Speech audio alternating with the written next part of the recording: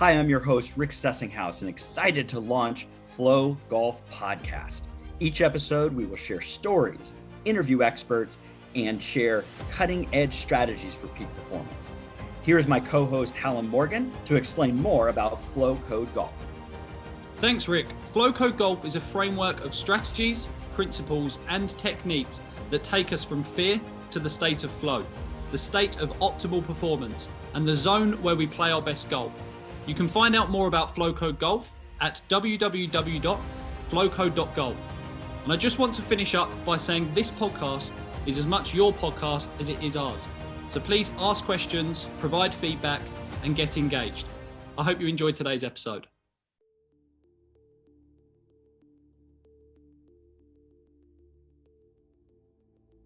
Rick, we're back again for another episode of the Flow Golf Podcast.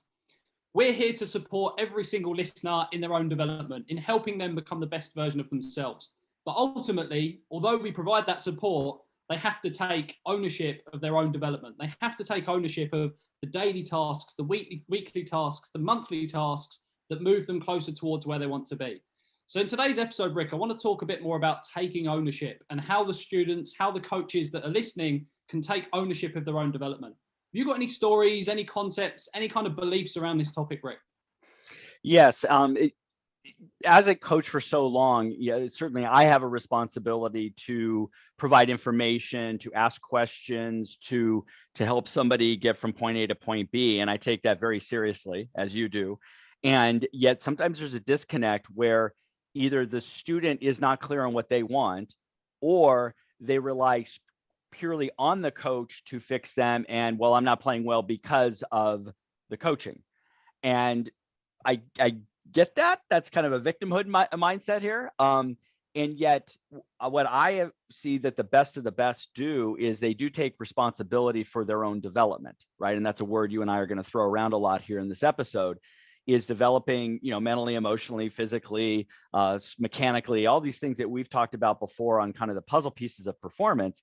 Yet if we talk about why people take golf lessons is usually to get better. Yet how often do they come to a session with us with not a lot of feedback, with not a lot of clarity on where their game is and where we want it to go? And so, a basic student that comes to me as a new student wants to get better. And I get that. Yet when I ask about clarity of goals, I either hear grandiose, huge goals, okay, which sound good on paper. Oh, I want to be on the PGA Tour in 5 years. I want to be an All-American in college. Sounds great. And there's nothing against those goals. But as we dig deeper and say, okay, how are we going to get those goals? Of course, the player's like, well, that's why I'm here with you. And I go, no, time out. I said, you have to have enough self-reflection to know why haven't you been there yet, right? And I know that's a question you ask, which I want to get your feedback in a moment. But I asked some basic questions after that. Okay, let's say somebody currently shoots 75 and they want to get to 70 and play on the mini tours and stuff like that. I sometimes ask a basic question like, so do you have a good short game practice area to go to? And I usually get, no. And I said, do you have a course that you can practice at a lot and that you can have access that's hard enough? Well, I'm still working on that. And then what I hear is that we already have some potential barriers of getting to that next level, which is going to require short game practice and on the golf course and resources to go travel for tournaments and money and stuff. And if that's not there, it will make it more difficult. I'm saying that right now. But if you don't identify that now, you're in for a rude awakening when you're not getting better. And I say, how's your short game stats? You say, well, it's the same. I said, well, I haven't really found a place. That's on you. That's not me as a coach to now figure out where you're going to go practice.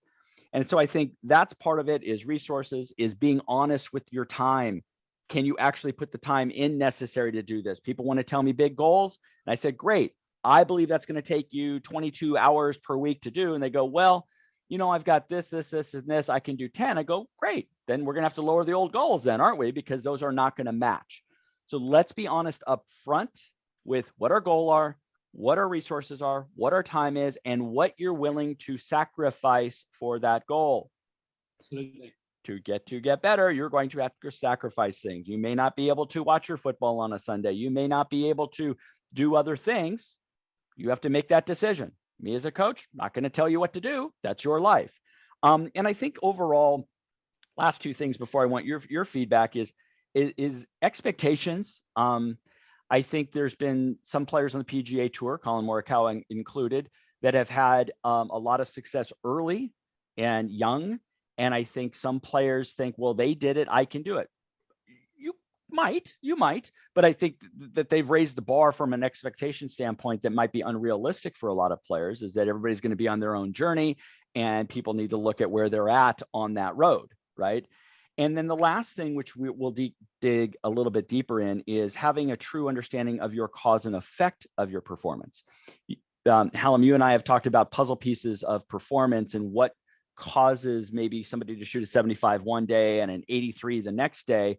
And it could be mental, could be emotional, could be technical. There's a lot of things. But if you don't know your basic cause and effect, you won't know what to train. And the last thing is you're not going to know what type of coaching you need. So that's the thing where people are, I think, doing a shotgun approach of improving their game. Well, I'll try this. I saw this on Instagram. So instead of looking and say, wait, where's my performance going? And what's the gap there that I need to kind of fill in? That way, you're going to have much more clarity as you reach out to coaches and as you go to a lesson, is actually have a plan for yourself going in there. So I'm done with my rant, Hallam. I want to know a little bit more about what your experience with some of these students are. No, absolutely. And Rick, there's a lot of stuff in there that we can dive into and we can discuss in a bit more detail. But from my perspective, and I kind of appreciate the side of the player, it can be quite daunting to take ownership, to take responsibility for your journey. And it can sometimes be a bit scary. But ultimately, if you don't take responsibility or ownership for the challenges that you're going to be faced with, you also can't take responsibility or ownership for the solutions.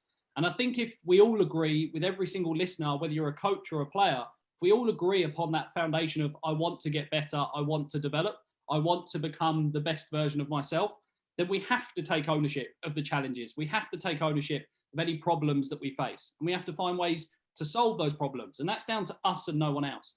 You see so many players as they're trying to aspire to become tour professionals where I think they probably pass some of the ownership over to the coach. So that gives them a little bit of a get out clause almost. It's like, well, I'll just move coach because it clearly wasn't working with that coach. So I'll move coach again and then move coach again. And it must be the coach, but it's not me. And I think actually it gives you huge power when you take ownership of the challenge, you take ownership of your current situation, because that means you can also take ownership of your future. And that's really what we want, right? We're all here. We want to take ownership of our future. So that's the key there. The other thing, sorry, go on, Rick. The other thing I wanted to mention, and it's you mentioned it briefly as you were chatting there, Rick, but I asked some of my clients a few questions and I asked them, why haven't you yet achieved your goals? What might prevent you from achieving your goals? And then I actually asked them a simple question of, are you often early, on time or late? And then I asked them why as well. And really, I'm not too concerned about specifically what they answer, but I'm looking for how many times they say the word I or the two letters M and E, me. Because the more frequently I hear those things, the more I appreciate, the more I understand that they're willing to take ownership of their current situation. When I ask, why haven't you yet achieved your goals? The main reason should be me. I'm the reason. I haven't been accountable, or I haven't done this, or I haven't been able to achieve this yet, or I haven't been able.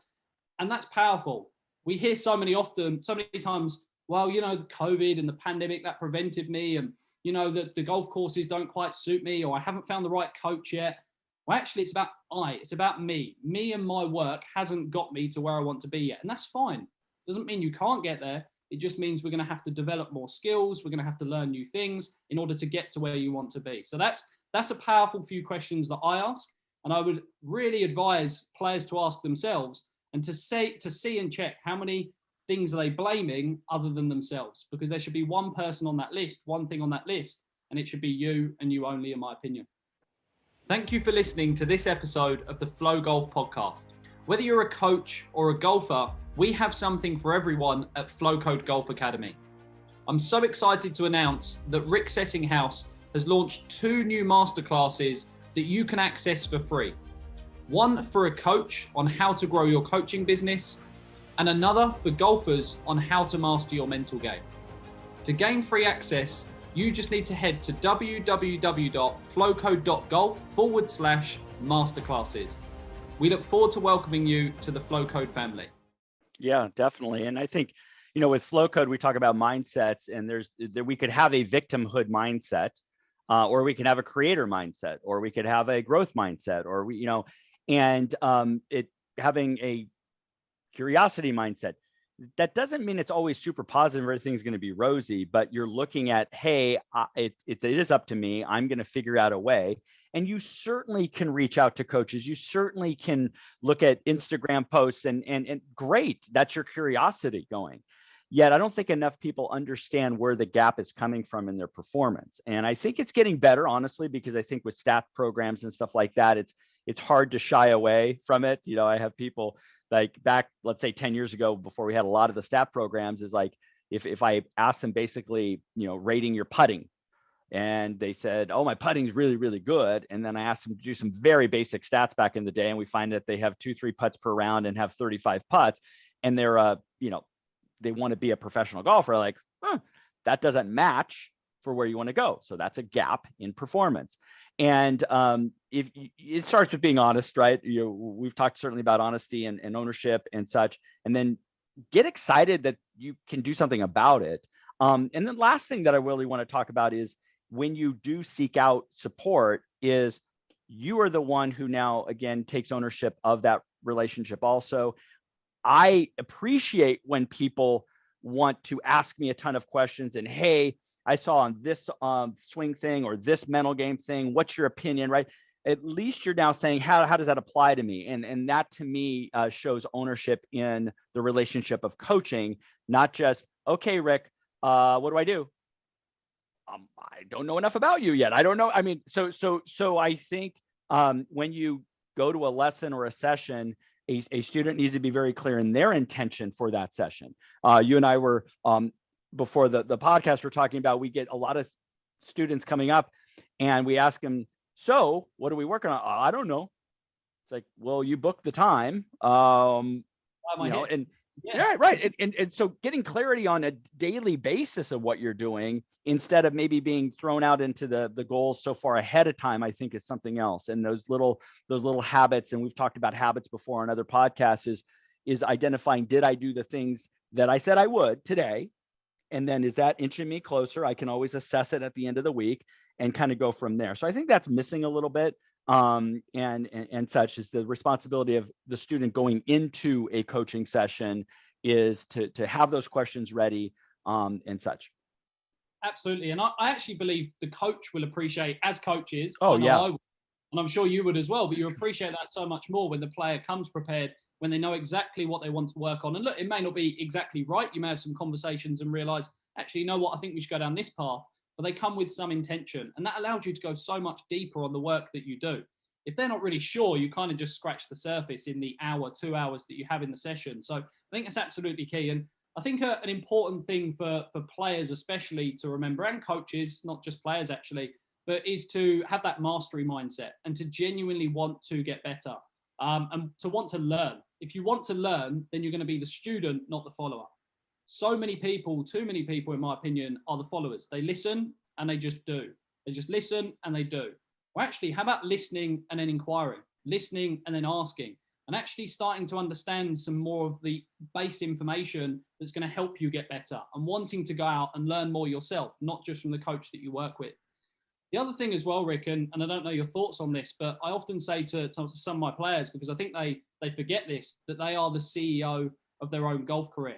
If you were the CEO of a company, of a business, if you're building a business, you don't kind of just randomly employ people and then just leave them to give you all the answers. You actually lead that company and you get the best. You work as a leader to get the best out of everyone in your team. And I think that's exactly what players sometimes forget, is that they are the CEO. They decide who they bring into their team and ultimately who's going to support them in achieving the things that they want to achieve. And they have to pick the best team for them. I speak to so many players, again, aspiring tour professionals or players that are actually already playing on tours, and even down to the caddie level. They don't really have a set criteria of who the best caddie is for them, what that relationship looks like, what the expectations are of the caddie. It's more often than not just, oh, that person was available, so I've got them on the bag. Again, take ownership of what works best for yourself. Have the self-awareness to realize, what do I actually want from a caddie? And how can I then match that up to the person that I'm going to hire? Because again, in a business, you don't just find a random person in the street and go, you'll do, come and join my business. You look at what the business needs to achieve, and you look for people who have got those strengths that can bring the value to the business to help you achieve the goals. And that's exactly the way that I believe aspiring tour professionals should be running their business, basically. Yeah, no, and I love how you frame that. You and I are here to support, and we appreciate everyone listening, and we want people to get better at golf. And back when I was an aspiring tour pro, I think I made a lot of these mistakes. That's why I'm so adamant about this, as I could have some physical talent, but it never came through because I wasn't honest with myself. I didn't know really what I wanted, and honestly, I didn't sacrifice. I didn't sacrifice what was needed. I didn't have the resources. That's on me. Okay. And I could do the blame game and all that kind of stuff. Once I realized, like, wait a second, you didn't do the things necessary. How can you be mad at anything? Right. And so I think and one last thing is, a lot of people will come to me and say, hey, Rick, what if I put everything into it and I do all this stuff and it doesn't work? And I go, okay, doesn't work. But man, you're going to be proud of yourself for the work ethic you put in and proving to yourself that you could do the work. And it may not have led to that. Okay. But it's going to help you in all areas of life. And I don't want that to be a scapegoat where people self-sabotage. It's like, well, yeah, and they want to always look back and say, I could have done this, I could have done that. Well, you knew in that moment you could have done more. Okay, so be honest with yourself on that, because I made that mistake a long time ago. Absolutely. No, I love that, Rick. And quite a few people often ask, like, should I have a plan B, or should I have a plan C, plan D? And people have asked me that question before, whether I have a plan B, plan C, plan D in what I do. And I genuinely say I don't need one, because I know that what I'm doing is creating a better version of myself. Regardless of what projects I work on or what company, I'm creating a better version of myself. And that is my safety net to some extent, because I know regardless of whether a specific project works out or not, I know I'm a better version now than what I was when I first started it. And I can therefore trust and believe that I'm capable of achieving greater things in the future, regardless of what the environment looks like. So that's something that I think, again, could give some support to players who are concerned about, what if I do all of this and it doesn't work out?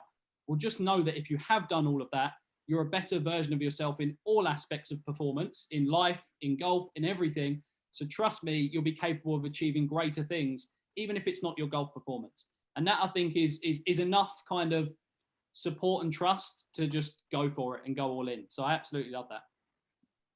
Great way to finish this episode, Hallam. Absolutely. So, no, Rick, I really enjoyed that. We best take some ownership, and we'll continue to take ownership on our side. But I hope all of the listeners really enjoyed that, enjoyed speaking about it, and can't wait for the next one.